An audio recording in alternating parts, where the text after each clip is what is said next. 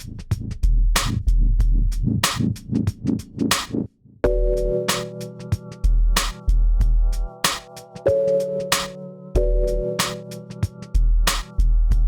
right, so moving on now, let's finally talk about the series premiere of Loki, right?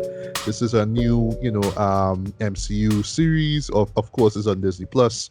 It actually dropped, on Wednesday and not on Friday. It's like how WandaVision and Falcon and Winter Soldier did. Also, certain critics, and call no names, getting the first two episodes to review, and the rest of the world just had to wait until the 16th, right, to see what happens next, right? So, all right, fine. I wish you could have gotten the first two episodes like with WandaVision, but okay, all Yeah, right, I I'm not guess. gonna lie. I legitimately, at one point in time, I think I must have posted this out on Twitter. Does any critics on my timeline or anybody who knows somebody actually want to leak the first two episodes to me? Because I mean, I can live with the once a week episode, once a week scene. Just give me two episodes or give me three episodes or something like that on the first shot so that I can take it in and vibes. But I guess I'll have to wait till next week, like everybody else. Yeah, unfortunately, right? So, what this is about, right? And well, for me, I actually saw it on the day it premiered, right? So I time this recording here is like about 2 3 days after the fact. So forgive me if my details are a little, cloudy, right? But I'll try to give like the just the basics basically what it's about, right? So yeah, it follows, the adventures of, the lovable villain slash anti-hero, Loki, played by Tom Hiddleston, the god of mischief, right? But in this particular case, we following the 2012 Loki from Avengers Endgame, right?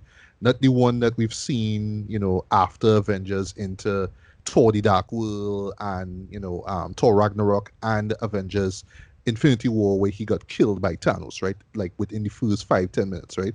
So this is the one who had the Tesseract, and then, well, when the Avengers were hatching their plan, basically to steal it, to try to, basically kind of rewrite history in a sense while stopping Thanos. Loki escapes, right? He flees, Mhm. right? And where the story begins is where is just basically he's dropped literally into the I believe is the Gobi Desert in Mongolia, right? Yes, Yeah. yes. And then we are treated to, the time variance authority, or TVA, right? So just these soldiers, basically, these agents, I should call them. Well, I guess agents you could call them, right? Basically show up and in a really cool moment, like, he's about to stop them.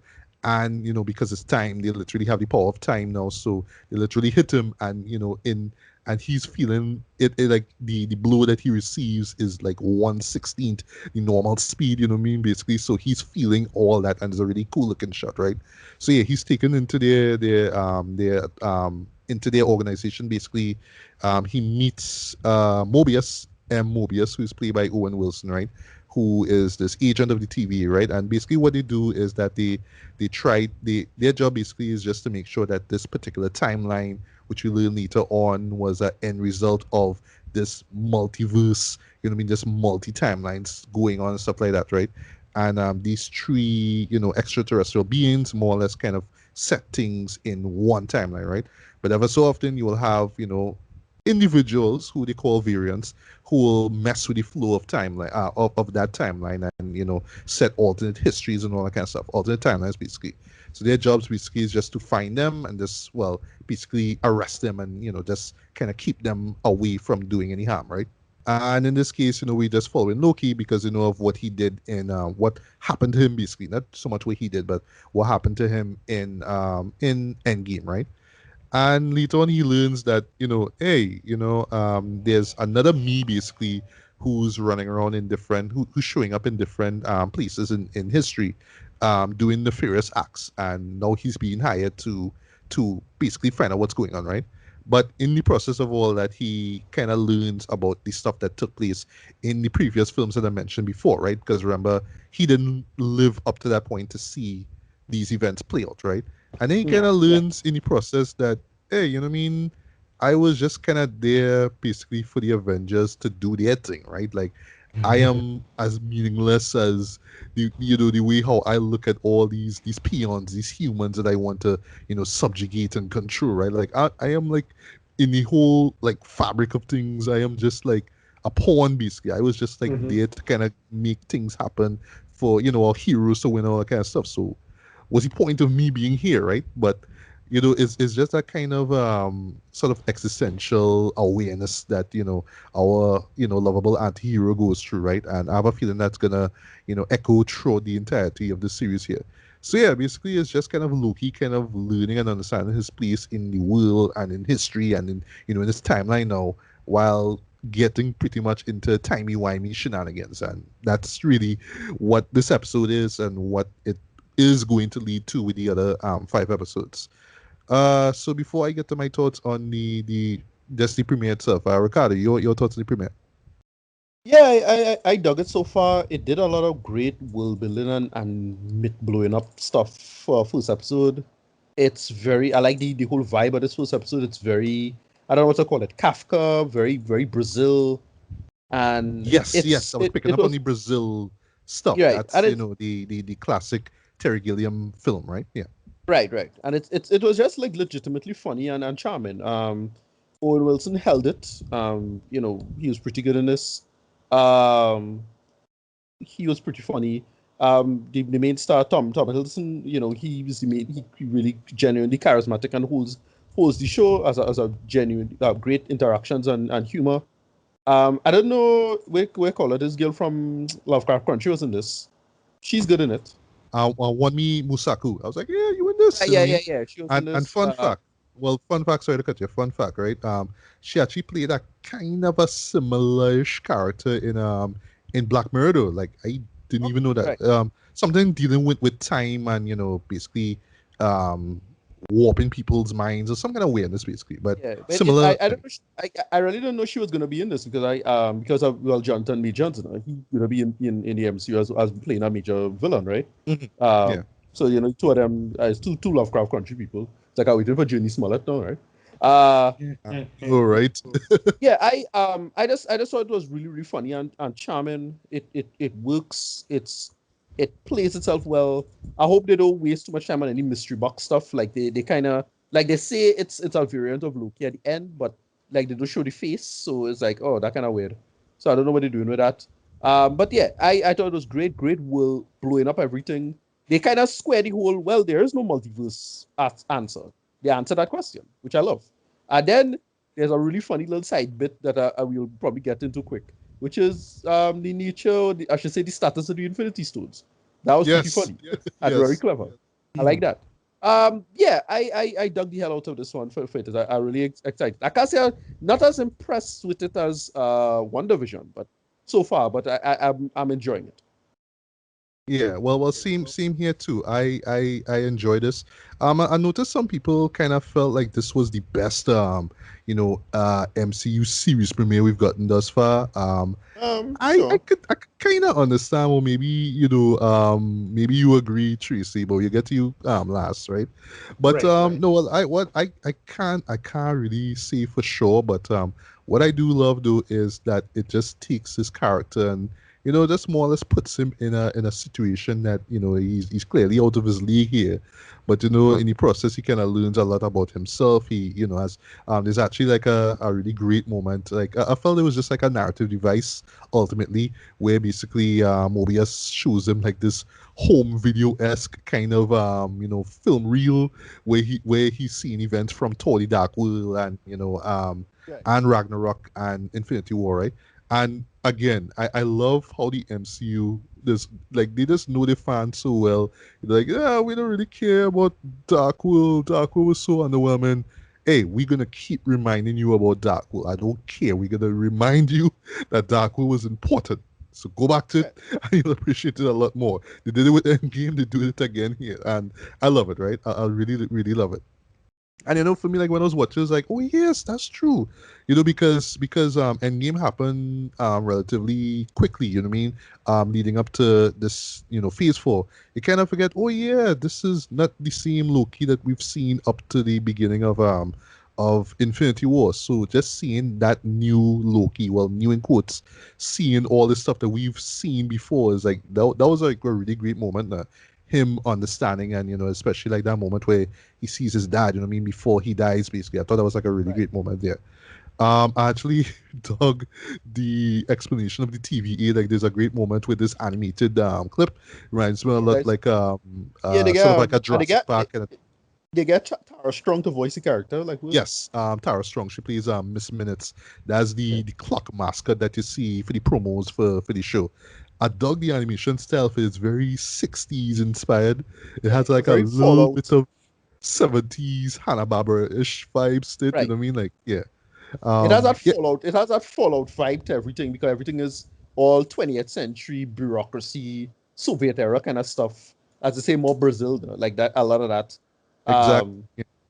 And I speaking of, go on, yeah, go good. on, No, go no, on. right. So the point I was going to make is something like, well, I want to get into like kind of the meta commentary of what the MCU talking about here because they're talking like it's clearly Disney talking about themselves here, right? Like we're the all powerful entity that controls narrative, that kind of stuff. Though. I Mm. kind of was like digging that vibe, similar to how WandaVision, made statements about yeah, nostalgia and history and how we kind of get into uncomfortable versions of the nature of our own history. And Hmm. yeah, I was digging the hell out of that. Yeah, yeah, yeah. What he was trying to say here do with respect to the whole um narrative, right? Hey, don't really have a really it's only really one timeline. The idea of multiple timelines is kind of bullshit. And here's why. I dug what he was doing with that. Yeah, and speaking of Brazil, can we keep bringing it up though? I love like the interior design for the TVA organization. Basically, what I mean, it, Yeah, it has like a sort of like a retro, like how like in the 60s and 70s people probably thought the future was gonna look like. You know what yeah, I mean? So it kind of fits that. And also like the process, I should say, in terms of Loki. Because he's basically a prisoner now. Like those early moments with him kind of just having to be disrobed and just all these machines and all these weird characters kind of telling him what to do. It has a very like Brazil vibe to it, like when the yeah, Jonathan Price character shows up, he's trying to like figure out what's going on now. Also something that's like pretty much like well, I should say kind of shocked people. Well, sorry, people like, whoa, okay, like people thought like it was really amazing. I was like, all right, well, I guess okay. Was Loki being gender fluid? You know what I mean? There's right. a shot basically where you see like a file basically, right? And if you kind of zoom in, if you look at one of those Easter egg videos on YouTube, you'll see it. You know, when you go to gender, you'll see fluid now. Like, oh, Right. okay, okay, okay. So I have a Yeah, feeling that that's it's not well just established. thrown in just because, but I feel it But has relation to the you're right. the other Loki that's going around doing all Right. these things. Well, it's not new to the either the comic or No. it's really Yeah. a thing to the mythology of the character actually, Right, right? I right. think yeah, he had like babies and horse and whatever it is. It's weird. It's get weird. Yeah. Um, I really dug Owen Wilson's character. Like I wasn't sure what role he was gonna play in it, but I dug it. He has a sort of a detective vibe about him. You know what I mean? Like he does like the place is like a precinct. You know what I mean? So he's yeah, used to seeing all these like swami characters show up and wonder what I'm doing here and all that kind of stuff. He's the kind of person who does kind of burst the bubble and tell them, look, this is why you're here, right? So it has a great. Yeah, I really dug the conversation scenes involving him and Tom Hiddleston. You know what I mean? Especially when he kind of dropped the whole fact that yeah, you really don't mean anything in the grand scheme of things. Like I really dug that. Speaking of Tom Hiddleston, I thought that he absolutely killed it in this though. Um, and I felt like here, more than anything else, he really got. And yes, this is his show at the end of the day, but I really felt like here was like, all right, now we really, really gain a chance to understand why he's this way. You know what I mean? And I love the fact that in the end of the day, it's just kind of him just putting up a front. You know what I mean? Just kind of saying, hey, you know what I mean? I'm a god, so let me be intimidating and mysterious and all that kind of stuff. But in actuality, it's just like a smoke screen, and I really dug that. And it make perfect sense the way how they frame it as well too. What else? What else? What else? The supporting cast was great as well. Didn't expect to see Wonmi Mosaku in this. Didn't expect to see Gugu Mamatoro in this. Yeah. Eugene Cordero. I was like, oh yeah, you in this, right? And there's a interesting moment with him and basically saying about how the Infinity Stones we use them as paperweights here. I mean, and that just like literally like took the MCU by storm, generally the MCU fan base by storm. Like what? You mean like this is how insignificant the Infinity Stones are? What? All that kind of stuff. Now it was crazy, right? I also dug the I forgot what the device is, but basically where you could kind of time twister. I think that's the name of it. Especially like how Loki uses it on One Me's character. That was really dope. I really dug that. Also dug the music as well. It has like a sort of a 80s synth vibe to it at some points, but very like mysterious, right? Like you're not really sure what's going on. Also revealed that he was involved in oh gosh, what's DB the Cooper. guy's name? Sorry. DB Cooper. Yeah, DB DB Cooper. Cooper. Yeah. Yeah. Because I remember I think you brought it up or you said you were speculating that it was that, but then when they actually like show it like in detail, it's like okay. But Yeah. I won't lie. While I was watching this, I was like, okay, there's a point to this, right? And that when he dropped, it had to do with Thor. That's all I'll say. It's like Yeah. okay, that makes sense, right? So I like how they just kind of touched us on the fact that yeah, I mean Loki has been doing you know he's been showing up in different parts of history for a hot minute. You know what I mean? For a while now, and I'm really curious to see where this story goes because I know it's they're gonna go deeper, and what I mean it's gonna be Yeah. a lot of times timey stuff basically. But I really Well, really the thing curious to is, see the where they thing go. is, Marvel. But the thing is, what kind of weird about the whole thing is Marvel. Marvel like real, you know, telegraphing this multiverse stuff now. So I don't know what the big twist is because like the obvious narrative is that oh well we're gonna put an end to this place gonna be destroyed. That's the only way you're gonna have a multiverse of madness. But they establish well ahead of time that all right well it have no multiverse right. So Mm, why push that forward as it is now? So either they playing the cards right about that or they're doing something different with it. So I don't know what they're doing with that. yeah, right. So last thing I want to say though, but I won't lie to you, there are so much Easter eggs in this series premiere. I actually like watched the video like about an hour or so before we met up online though, and there's just so much that that like I because I'm not all versed in all things Marvel comics. I wish that I knew. I mean, from simple references to simple like visuals and stuff like that. And like I wish that I knew these things, but I love the fact that the show doesn't really require you to kind of overthink things. Just kind of watch it and be like, oh, okay, this is what it is. And then when later on, if you just want to dive in a little bit deeper, you realize, oh, this is who this character is, and this is what he references and all that kind of stuff. And it makes it even better. And I have a feeling we're gonna get more of that, like way more, with the next 5 episodes. But I thoroughly dug this episode. It opens up this really intriguing world. They saying that things are gonna change, and this is gonna be the game changer here with this Phase 4, and I am just excited to see where the story goes. But I just love this last thing I'll see though, that Loki is front and center here, and I just hope that with all the little plans they have, all the things that they have in store, you don't forget the fact that hey, it's about Loki, and let's see where his character goes right from this point on. And yeah, I can't wait to see what they do next month. So Tracy, close things off. What you thought about the series premiere? Well, fun random thing. Wunmi was also the African woman in Batman versus Superman, the woman who is called in. Right. Yes, Um, yes. Yeah, yeah, yeah, yeah. yeah, so yeah, have The, the, that the, in the, your the, back one, of the your head. one good character in that So Ultimate Edition. the African witness who came and talked about that. So that's fun. It's kind of funny that you talk about letting it stay as a Loki show, and I feel like this is something that fans particularly need to remember. I mean, I'm all here for trying to figure out like what Wanda will connect, what I see in WandaVision is going to connect to this, and ooh, this could be a hidden reference to Doctor Doom and all that great stuff. But at the end of the day, it was a Wanda show. At the end of the day, this is a Yeah. Loki show. I don't necessarily need to know I don't necessarily need to know if Doctor Strange is going to show up, if Right. somebody else is going to be around there. I don't need that. I'm just strictly here for Loki.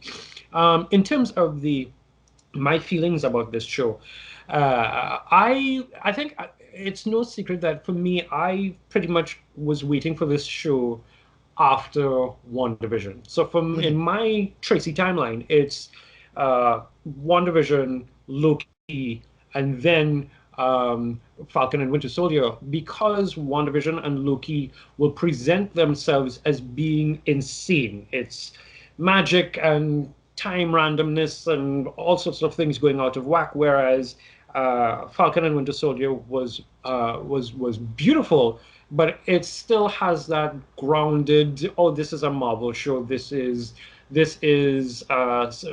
Winter Soldier, but as a TV series. So I was really, really looking forward for Loki, and I have to say I am loving what I am seeing thus far. There are hints that kind of remind me, obviously, of like Doctor Who and that kind of stuff. But I'm also looking at some things that they do inside there, and I immediately started to think about Savitar, and that's a random theory that I Right. have. But Yeah. that whole Barry Savitar time scene, that Right. is a thought process that I want to play in there yet. My personal joke with all of this is that I'm saying, Kevin Feige is like, well, okay, so people don't want to go to therapy and talk and about their feelings and confront issues. Well, guess what? Here's Disney Plus for you. So WandaVision gives you grief, Right. and Falcon and the Winter Soldier talks about race and politics and how that plays itself out. Right. And here you're dealing with free will versus fate, among other things. So Right. you're getting it stuck into your veins in a way that you may not necessarily have gone to. I quite liked this. I here for the Miss Minutes. Miss Minutes is, there's some characters who are all smiley but are altogether very scary, and that is there's something about Miss Minutes, even as an animated character, even as a mascot, that freaks me out. It kind of reminds me a little bit of there was a Superman episode where Superman was imprisoned by this very even-tempered egg-like character, and when he gets really annoyed, he bursts into like this demon, and Was that that is Mr. Mitsitswitlik? no, funny. It's not him. It was like this egg dude. He was a collector, and he used to collect all different Oh species. no, And yeah, yeah, he's called a collector. Yeah, he's right, okay, what you talking Oh, about. I Right, remember that now. that Yeah. is when he meet the main man. Yeah. yeah, yeah, right. Right. So, and both of them are there, and he's like very calm, and then he gets. So that for me is how I feel in terms of Miss Minutes. I mean, Loki being gender fluid for me was one of those things that was like, well, duh, because Loki has transformed himself, into a stag to go and sleep with animals and do all kind of weird things. And Yeah. when there's a comic book storyline where, okay, so after Ragnarok, and all the souls of the Asgardian gods are floating around in different people and looking for a place to land. And the body that was assigned for Lady Sif, Loki took it, and so we had a whole short run or whatever of Lady Loki, and then we have Kid Loki, and then we have politician Loki, President Loki. So for him being all over the place and not conforming to any one particular stereotype, that feels like, or gender, that feels like Loki in general. I fully appreciated the. It might have. I mean, it is a bit of exposition, but the fact that he was able to get an epiphany that what took us viewers 10 years, he got it in maybe 5 minutes, via the idea of flipping through and seeing his life, and the full extent of his life. So for me, that was pretty awesome. That whole idea of your life is not actually meant you're not destined for a glorious purpose. You're destined to make other people's purpose glorious. And that kind of opens up itself to a good couple of questions on a personal level, for people watching the show. Like, does my life have meaning? Is all of this actually worth it, or whatever? That's a thought process there. I look forward to seeing what the other five or so episodes are. I don't expect and I only say this because everybody is like posting up these articles saying WandaVision will not get a season two. Duh. Yeah. So I'm not Yeah, I actually expecting. saw IGN posted up today, but I didn't they just say like that weeks ago? Like, I feel like every time somebody comes out and says no, there is no season two, suddenly, sorry, suddenly it becomes news all over again. yeah, So but for the what was that? What was that good little tidbit that they in particular dropped now? Was that no? It's not Mephisto that they were referencing there in that shoot scene in no, in that Loki it's premiere. Because Loki. I know I was like, wait, is that Mephisto? Mephisto, sorry. And it's like, no, actually, Why are it's people so obsessed? the I Loki don't know why variant. people. I don't know why people so obsessed with Mephisto. It's so dumb. You see, the Whatever. thing is, for No, well, me, it sees that devil character in us. It's like, oh, it's Yeah, I him. get it. Yeah, Yeah. I get well, it. But yeah, I dumb could have stuff. I could have understood Mephisto. I mean, and it's become a running joke in some quarters, but you've got Mephisto, but Mephisto would have worked well for Wanda. I don't see. I could be wrong, but I don't see how Mephisto will play any real scenes here with Loki. There's a whole other Yeah. different kettle of fish all entirely. But it one of the things that particular thing did cast me to. I know there was a cathedral in France that actually had in one of their sacred tombs, they had an old satanic Bible and all that kind of stuff floating around inside there. I was like, oh, interesting. That could be a cool little thought process. But the idea of how Loki was cast out of Asgard and Lucifer is cast out of heaven and all of that. I suspect that in like manner, when we get to the finale, it will be a normal Marvel movie. But even in that regard, and this is how I would wrap it up, how they play it could be interesting because there's a line that he says to Thor in Infinity War when he says the sun will shine on us again, brother. And I always believe that he was not either he wasn't dead or there's a loophole or something of the sort. So I feel that maybe at the end of the series, it's going to be big spectacle and all that kind of stuff, but there might still be a heart in there that will kind of explain that line. Maybe the person who dies there is not um, is not the full Loki. It might have been this Loki who got a chance to go in and let Thanos snap his neck so that the real Loki's. I don't know. But I feel like there's a payoff to that line. The sun will shine on us again. So I am waiting for that to happen. Outside of that, I'm liking what I'm seeing thus far. Give me things and give me the soundtrack. Yes, please. Yes, please. Yes, please. So a day after the premiere of Loki, we got a trailer drop, boy, for Masters of the Universe Revelation.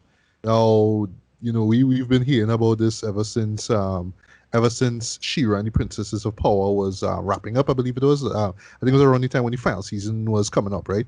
And you're hearing Kevin Smith, and he wants to do a He-Man thing. So we all thought, oh, it's going to be a spin-off of She-Ra, right? It's going to be the same style, like animation style, world, you know what I mean, that kind of vibe.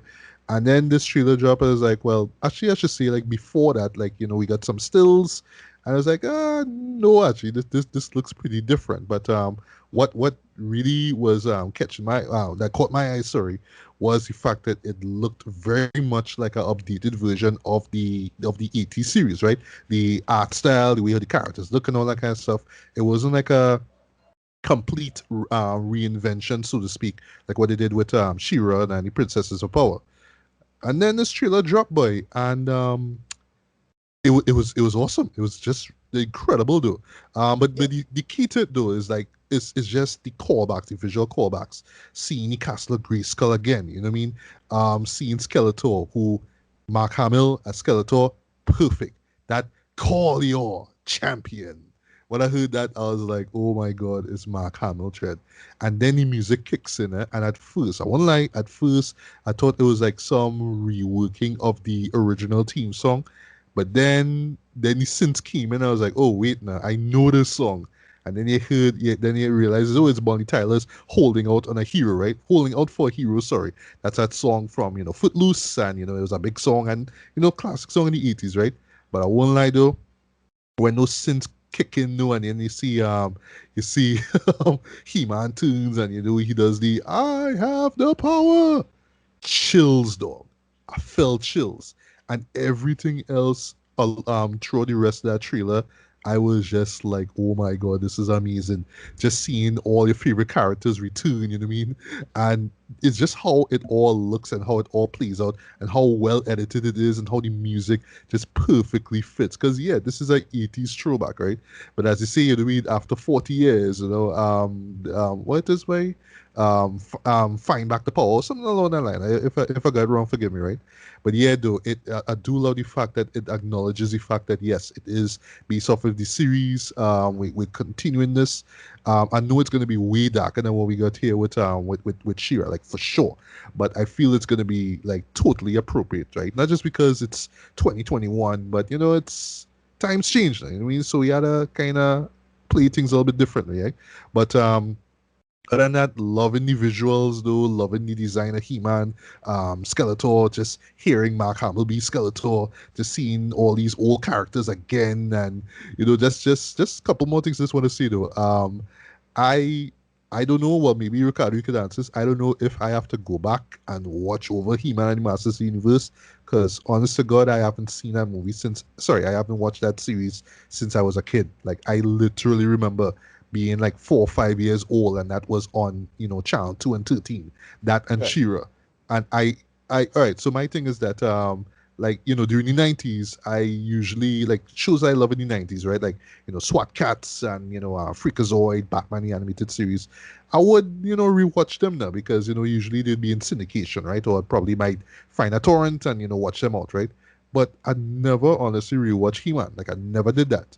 Um, so like right now I kind of marginally familiar with the characters now, but it's not to say like I remember different story arcs and all those kind of things. But I don't think it's gonna matter when the show itself comes up. But I feel like So, for me to really appreciate it, I don't know who character is and what are the yeah. significance he or she have in the overall universe of this world and all that kind of stuff. Like I feel I have to do some some homework basically before the show drops now. And speaking of Mhm. which, we're supposed to get this in 2 parts. So the first half is coming out July the 23rd of this year, 5 episodes. So yeah, I am excited. But again, I feel like I had to go back and like just refresh my memory on not just He-Man, but there's the characters themselves in this world. But other than that, love the trailer. The music was a perfect choice. The editing, everything in this work, and yeah, I am just excited as hell for this one. So, Tracy, your quick thoughts on this Master Universe trailer?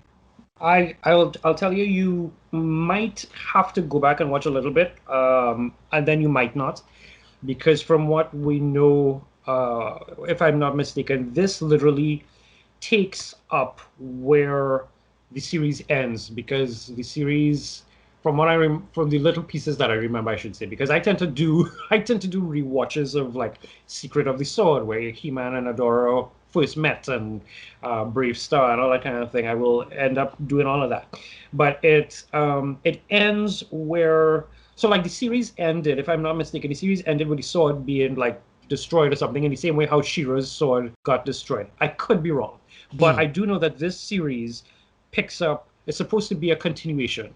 So the idea of Revelation, Masters of the Universe Revelation, is that there are still some secrets in Castle Grayskull, and some secrets that are revolved around Skeletor and Adam that will eventually be revealed. And of course, you have Tila and Sorceress and all these other jokey people.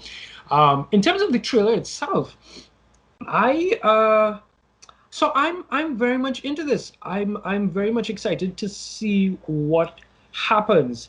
Growing up, I loved me He-Man, but She-Ra's intro was always a vibe for me because of that guitar and all the rock music and everything like that.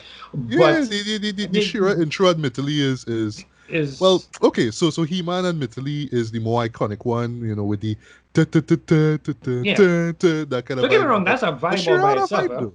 Yeah. That's a vibe onto itself. But like, so growing up, I know which one I liked more.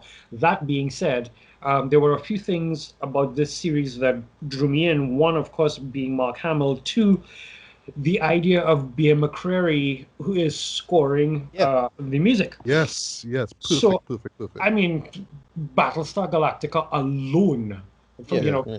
that And don't alone forget is Walking Dead. Don't forget Yeah, no, Walking Dead. no, no. Yeah, so here's the thing. Like, all in terms of his stuff, because even up to recently, he released a new "So Say We All" Battlestar Galactica live album, and this is like years after he's now releasing this, and I still get chills. So that's my go-to reference with Bear. But Bear has so much vibe, and when he sits down to create, you kind of just get wrapped into the world.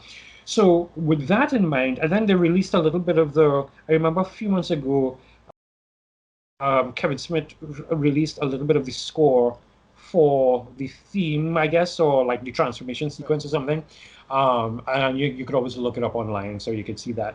I am I'm ready for it. I'm here for it. I like that it is a continuation.